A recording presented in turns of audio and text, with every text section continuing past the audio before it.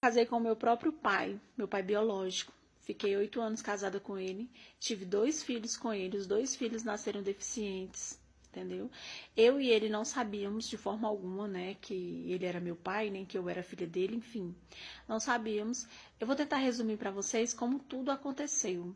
A minha mãe se relacionou com ele na época em uma noitada e festa, sabe? Ela estava meio embriagada, ele também.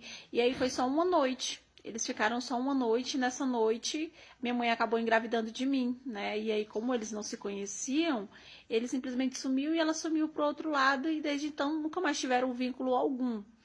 Só que tudo, a minha mãe falava assim: ah, os seus olhos parecem com os olhos do seu pai, sua boca parece com a boca do seu pai. Eu me lembro que seu pai tinha esse sinal que você tem nas costas e no rosto. Eu não me lembro muito do seu pai. Eu perguntava assim: por que, mãe, que a senhora não lembra dele? Eu queria tanto saber quem era meu pai. Aí ela falava assim: mas se nem eu mesmo não sei nem por onde localizar ele. Aí foi que minha mãe foi contar: olha, eu conheci ele em uma festa, e aí eu já estava meio embriagada, e aí eu fui me relacionar com ele e acabei engravidando de você. Então nem ele sabe que você existe, né? E aí eu ficava assim naquela busca, mas era difícil descobrir quem era meu pai, já que nem minha mãe não lembrava, não sabia assim exatamente como localizar ele, até porque se conheceram em uma noite apenas, né? Vocês estão entendendo. E aí, resumindo, quando eu tinha 9 anos de idade, a minha mãe faleceu. E quando a minha mãe faleceu, eu fiquei morando com a minha avó, né? Minha avó terminou de me criar. E aí eu fiquei até 14 anos de idade na nossa cidade, e com 14 anos minha avó foi embora para uma outra cidade, que ela comprou uma casa, né, que a gente morava assim em um, como é que eu posso resumir para vocês? A gente morava tipo em uma chácara, né? E aí minha avó se cansou de estar trabalhando lá, estava cansada e queria morar na cidade. E aí a gente foi embora para a cidade. E aí eu continuei estudando lá na cidade, fiz os cursos, enfim. Até que chegou a época de eu arrumar um emprego. Nessa época eu já tinha 17 anos e eu fui arrumar um emprego numa loja. Nessa dita loja onde o meu pai, né, que era o meu marido, estava lá. Vocês acreditam? E aí comecei a trabalhar nessa loja, e ele era gerente. E com o passar do tempo a gente começou a ter uma afinidade, sabe, assim, e começou a gerar sentimentos. Eu gostava muito dele, pela forma que ele me tratava, pelo jeito dele, sabe, um homem assim bem maduro, até porque ele é 32 anos mais velho que eu. Só que assim, ele é um homem já bem maduro, mas não tem a aparência, sabe, gente? Ele é aquele tipo de homem maduro assim, mas com aparência bem top mesmo, do jeito que eu sempre gostei. Eu nunca gostei de homens mais novo, algo do tipo. Sempre gostei de pessoas de 40 anos pra lá. E aí a gente começou a se relacionar. Não demorou muito, ele me pediu um namoro, e aí ele começou a frequentar a casa da minha avó, dos meus tios, foi criando um vínculo, né, lá com a minha família, todo mundo gostava dele. E a gente foi morar junto. A gente ficou morando junto 3 meses. Depois de 3 meses que a gente estava morando junto, eu acabei engravidando. E quando eu engravidei, ele me pediu um casamento e a gente foi e se casou, né? E aí a gente continuou a viver assim, sempre muito tranquilo, né? Nunca tivemos brigas, essas coisas. Ele sempre me respeitou. Sempre foi um casamento assim perfeito, eu posso dizer para vocês, né? Muito perfeito mesmo. E aí eu tive o meu filho, aí depois, quando meu filho estava com 4 anos, eu tive o outro, e os dois nasceram deficientes, entendeu, gente? E como é que eu descobri que ele era meu pai? Porque assim, era todo mundo praticamente, sabe? Quando via a gente junto, perguntava se eu era filha dele. As pessoas mesmo, até mesmo as que nem conhecia, eu perguntava se eu era filha dele. E todas falavam a mesma coisa: nossa, parece demais. Eu falei: não, não sou filha, eu sou esposa, ele é meu marido. Seu marido, pensei que era pai, parece demais. Nossa, são quase idênticos, sabe? As pessoas sempre falaram isso. E aí eu lembrei do dito sinal que minha mãe tinha dito também, que ele tinha lá, e aí foi onde eu comecei, né, coloquei na cabeça, eu falei: meu Deus, será que ele é meu pai? Não acredito, isso não pode acontecer não. E fiquei calada pra mim mesmo, só que aquilo ali foi me corroendo, sabe, gente, todos os dias. E aí eu cheguei pra ele e tive que contar pra ele, né, eu falei: olha, é, todo mundo fala que eu pareço muito com você. A minha mãe, eu lembro que ela falava que eu parecia muito com você, apesar dela não lembrar muito de você. Mostrei fotos da minha mãe pra ele, perguntando se ele lembrava. Ele falou: não lembro de forma alguma. E até eu entendo o lado dele, não tinha como ele lembrar, até porque foram um dia apenas, né, que eles se relacionaram lá, e aí minha mãe acabou engravidando de mim. Mas enfim, aí eu contei pra ele, falei: não, eu tô achando que eu sou sua filha, que eu sou tua filha, será? E ele falou: não, isso não existe não, tem nem como uma coisa dessa, tá repreendido. Eu falei: tá repreendido mesmo, e tudo. Aí eu cheguei pra ele e falei assim: vamos fazer um DNA, porque é sério mesmo, eu não tô nem conseguindo dormir.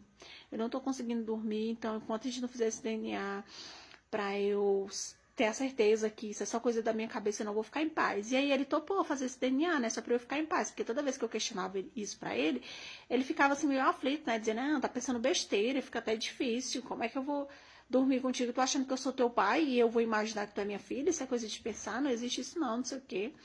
Aí ele topou fazer o exame de DNA, né, só para me deixar aliviada. Só que aconteceu que ele, né, achou que não iria acontecer e que eu suspeitava. Quando a gente pegou o exame de DNA, tava lá comprovado que eu era realmente a filha biológica dele. Naquele momento, meu mundo caiu. Eu comecei a ter uma crise de ansiedade muito, muito, muito forte, sabe? Assim, pensei que nem ia resistir aquilo ali, que eu não acreditei que aquilo estava acontecendo comigo. Não fiquei com raiva da minha mãe ou algo do tipo, não culpei, até porque eu entendi, né, como tudo aconteceu, a forma, né, que ela conheceu ele, enfim. Então não foi culpa dela e nem nada, sabe? Eu comecei a culpar Deus. Eu falei, Deus, por que esse castigo? Não é possível isso não, gente. Eu tenho 2 filhos com ele, como é que eu vou me relacionar com ele agora sabendo que ele é meu pai? E como é que eu vou me separar dele, que eu não posso ficar com ele, que ele é meu pai, mas ele é o amor da minha vida, eu amo ele como homem, eu tenho 2 filhos com ele, eu queria viver para sempre com ele, como é que vai ser de agora em diante? Por que eu fui inventar de fazer esse DNA? Eu devia nem ter mexido nisso, sabe? Foi várias coisas aqui na minha cabeça, eu me culpando, cheguei para minha avó chorando, falei, vó, e agora o que vai ser? E a minha avó, minha filha, você não tem culpa, e ele não tem culpa, então tu nunca teve contato com ele, quando criança, nem ele contigo, e isso aconteceu, e Deus está vendo que vocês são inocentes, então Deus não vai castigar vocês por conta disso, continue o relacionamento de vocês. Eu falei, vó, eu acho que Deus já começou a castigar, porque eu tenho 2 filhos, meus 2 filhos são deficientes, não é possível. E aí a minha avó tentou, sabe, tipo, me acalentar, me convencendo e tudo, e eu confesso pra vocês que eu ainda tentei, por 2 meses, continuar meu relacionamento com ele, mas sinceramente eu não conseguia mesmo. E ele tava assim muito triste, magoado, sabe? Ele falava a mesma coisa que minha avó, né? Ele falava, não, a gente não tem culpa.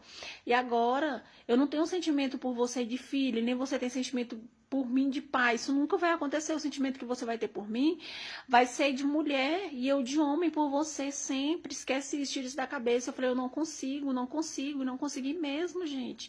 Acabei me separando dele por conta disso, entendeu? E assim, me dói muito, muito. Eu tô sofrendo bastante, porque eu, sinceramente, eu já nem sei o que fazer. Eu não sei se eu volto, eu não sei se eu não volto. Sabe? Eu tô completamente assim, perdida, eu não tô sem reação, sabe, gente? Tá muito difícil a minha situação e eu também tô sofrendo bastante pelos 2 lados, né? Tipo, de descobrir que ele era meu pai, que ele é o meu pai. E também de saber que ele é o amor da minha vida. Ele é o amor da minha vida. Eu amo ele como homem. Eu me apaixonei por ele desde o primeiro momento que eu vi ele, sabe? Eu sempre me dediquei, desde o dia que eu conheci ele, a minha vida foi dedicada assim, simplesmente para ele, a dele para mim. A gente sempre foi muito parceiro, foi uma coisa assim muito incrível, sabe? Uma coisa assim de novela, sabe? Eu queria que isso não fosse real, que isso fosse apenas um sonho, um sei lá o quê.